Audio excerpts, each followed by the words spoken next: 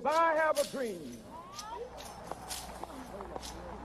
that my four little children will one day live in a nation where they will not be judged by the color of their skin, but by the content of their character. I have a dream today.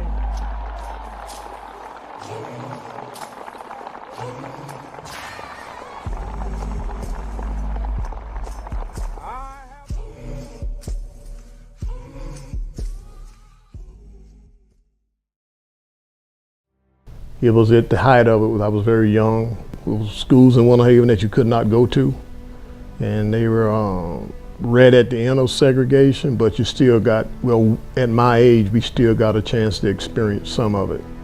And it was difficult, you know, you wondered why or what was wrong with you as a person, why you couldn't go to the school on the other side of town, for example.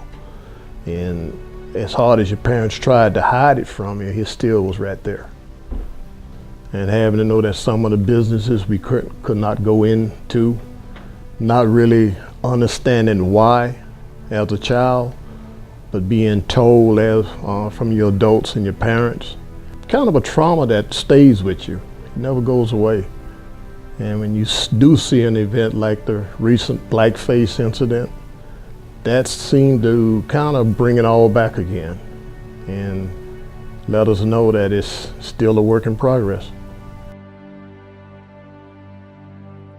We're halfway there because we still have some in-house discrimination still going on in the workforce, students, employment, you know, wonder why you can't get an advancement, and it's not too long before you find out that that advancement is because the person that would be responsible for helping you to get that advancement still caught up with some bad ideas about you as a person because of the color of your skin.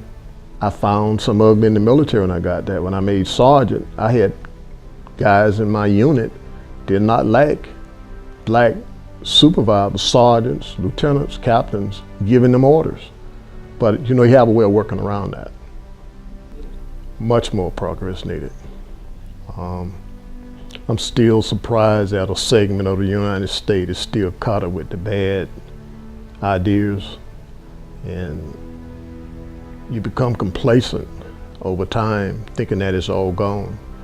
And with the last election, for example, that 35–40%, it's a lot of hatred in that.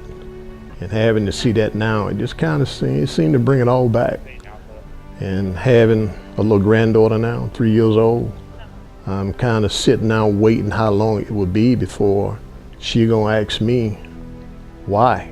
And then as well as my other 3 children, we're gonna have to explain to them why. And to think that that's still here, that you should have to explain that, it's kind of disheartening.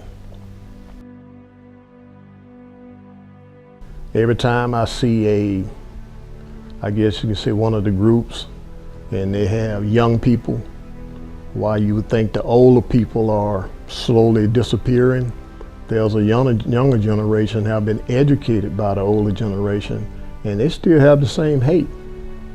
You know, the school shootings, for example, it's a lot of hate in that. You know, the younger people, they know that something's not right. They can't wholeheartedly understand it like someone in their 40s, 50s, 60s, 70s, but they have the right idea that things aren't right. And some of the ones that have attended, not so much high school, but the college level, they have seen some of the ugly that's still here. A country that judges people by their character, not by race or religion. Having a grandchild now, 3 years old, hoping that she will have a better time of it than I was when I was younger. We are trying to make things better for her now, so in the future she'll have a better chance of being successful. But I think wholeheartedly some of the ugly is still gonna be here, and I think it's gonna be here forever. Some of the stuff is just based on people's heart and mind, and you can't do much about what's in your heart. If it's in your heart, it's gonna come out your mouth eventually. You know, either your mouth or your actions. So being able to fix a person's heart, that's hard to do. It's kind of a genetic thing, like being born black. I'm black till I die. You know, so it's kind of one of them things. It's just difficult. You can't dwell on it, because if you dwell on it, it will corrupt you. It will make your heart and your mind, you know, that hard. So you learn to work around that, and you start looking at things. Some things you just can't fix, and you move on, and you try to concentrate on the positives, not so much on the negatives. And you do the best you can every day. You get up, you come to work, you take care of your family, your friends around you, you do the best you can. Daughters, you guys as young people, especially minority young people, the best thing you can have as a weapon against all we've talked about is getting an education. Because one thing about an education is kind of like it's preparing you for a good fight. If you don't have some kind of an education or trade, society will eat you up and spit you out.